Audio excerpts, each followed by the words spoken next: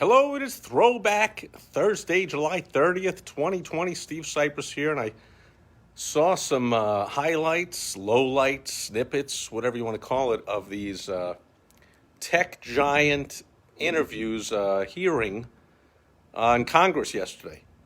Where the Congress people, the committee asked them questions, and they were all remote, first of all, so they weren't in person.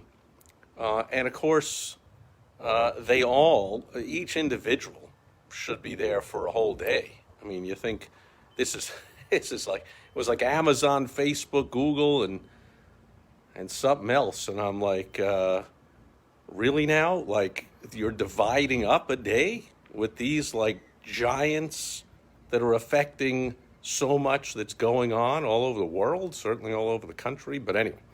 It brought back the memory here on Throwback Thursday. I remembered when Congress, which the snippets I saw, Congress always thinks they're smarter than the people they're interviewing, the people they're at the hearing, whatever you want to call it.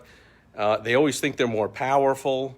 And certainly when they're interviewing, or whatever you call it, when they're questioning giant leaders of multi-billion-dollar, trillion-dollar companies. So the richest man in the world was one of the people there yesterday. Like, certainly they're nowhere near as smart as these people. Nowhere near. Not within 1,000 times. And certainly not nearly as powerful either. So they're all frustrated by that. That really upsets government officials. Same thing you see happening in the Great Shutdown right now. Government officials with their authoritarian, arbitrary, hey, this is open, but that can't be open. You can have a Walmart can be open. That's perfectly safe. But a ma and pa grocery store, oh, yeah, no, they can't open. They got to go out of business. What are you talking about? Or a church, oh, you can't gather in a church. You can gather in the street to protest and scream, walk hand in hand and scream into cops' faces and yell and scream and do whatever you want. You can't sing in a church. Ooh, like, come on now. So the whole thing, very clearly, anyone with eyes or a brain knew this was a whole scam right away, that these were authoritarian, non-scientific rulings. And the same thing you see, I didn't watch it, but I saw the highlights or lowlights of this hearing yesterday, and it reminded me of when Bill Gates was the most evil man on earth, when he was the richest man on earth and ran Microsoft. And he was called in front of Congress repeatedly.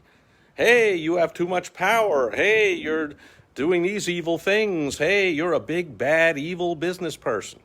And business must be evil. We've heard it from Hillary and Obama and all the socialist communists, whatever you want to call them, with the you didn't build that BS. Like, really just no respect for business. It's worse than no respect for business people. It's you're evil.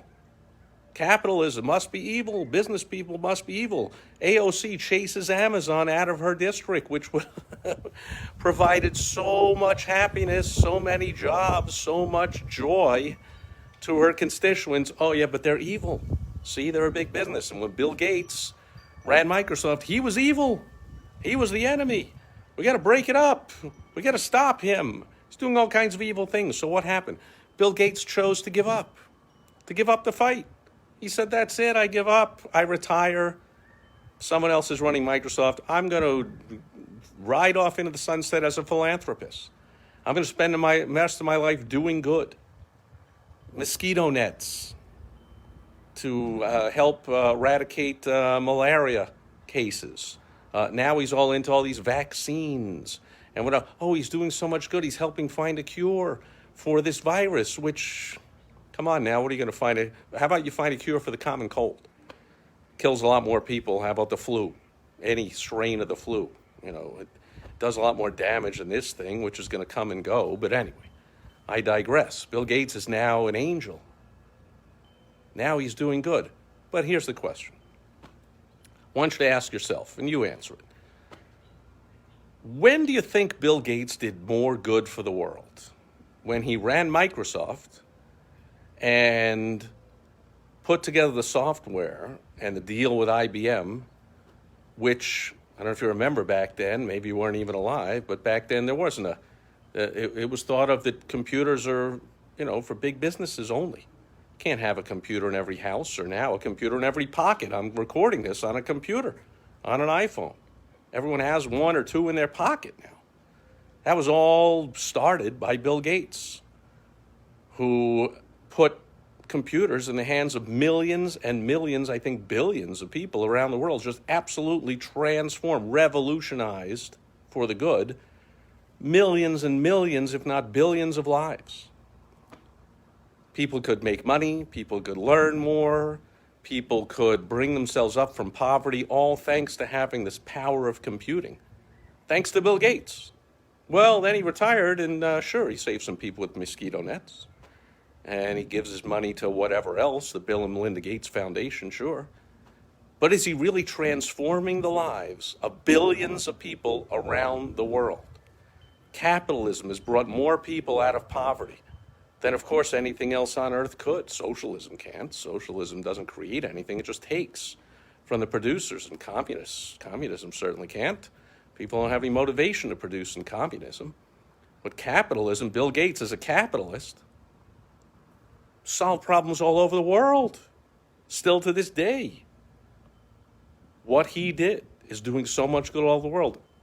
I'll give you my opinion, 10,000 times, at least, more good than he's doing now with any vaccines or mosquito nets or any other thing he could do, just giving his money away. So I say that to you, dear viewer, listener, reader, however you're getting this. You're an entrepreneur, or at least you're a business owner. Feel good about yourself.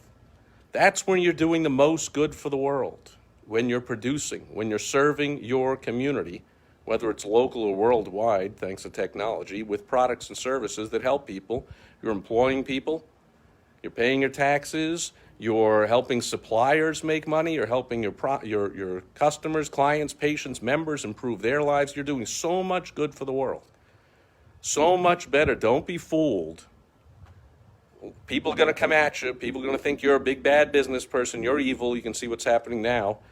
The pro-big government, anti-small business government that we have pretty much nationwide hates small business. They're doing everything they can to put businesses out of business, not even allowing them to open up. And if they are, you can only open up at a quarter capacity or half capacity. And you got to put in so much more time and money and effort into complying with all our ever-changing rules on plexiglass and cleaning and this and that and whatever. Only big business can afford big government. Small business cannot. So small business is dropping like flies and getting crapped on just what the big government people want. They can more easily control a few big businesses than control millions of small businesses around the country, around the world. So you're in the fight. I am on your side. I am rooting for you. I'm here to remind you, if you need it, if you're not hearing it elsewhere, that you are doing the most good you possibly can when you are running your business or businesses, when you're being a capitalist, when you're improving people's lives. Capitalism means taking resources, putting them together in a way that they are more valuable. Roads, bridges, tunnels, the internet, tools, employees, people, technology, whatever it is, capitalists, entrepreneurs put them together in new ways to change the world in a positive way. That's what Bill Gates did when he was building his fortune and building Microsoft, and he was richly rewarded for it. Other than, of course, by government, who was jealous and thought, damn, we can keep calling this guy in front of us. That'll do it. That'll show them we have that power. Sure, they have subpoena power. They could keep calling him in. But the government, of course, doesn't really have any smarts. They don't have any real power compared to successful business people. And they certainly can't do any good for the world. Retired philanthropist, government officials can't do any good for the world compared to somebody in the trenches, growing their business, changing people's lives. That's my message for Throwback Thursday. I remember the first Bill Gates. Hated, evil Bill Gates compared to now the beloved Savior Bill Gates. But he did so much more for the world, so much more good for so many more people back then.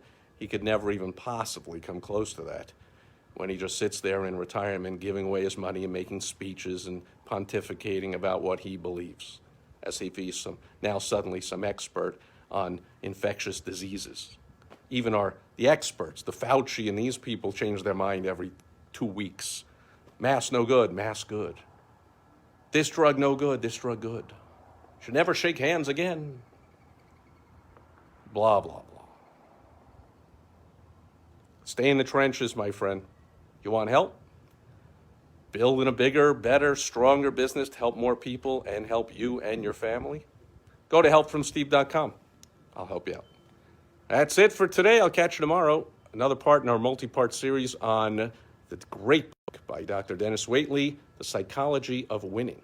Catch you then. Over and out as the sun sets in the west. Bye-bye.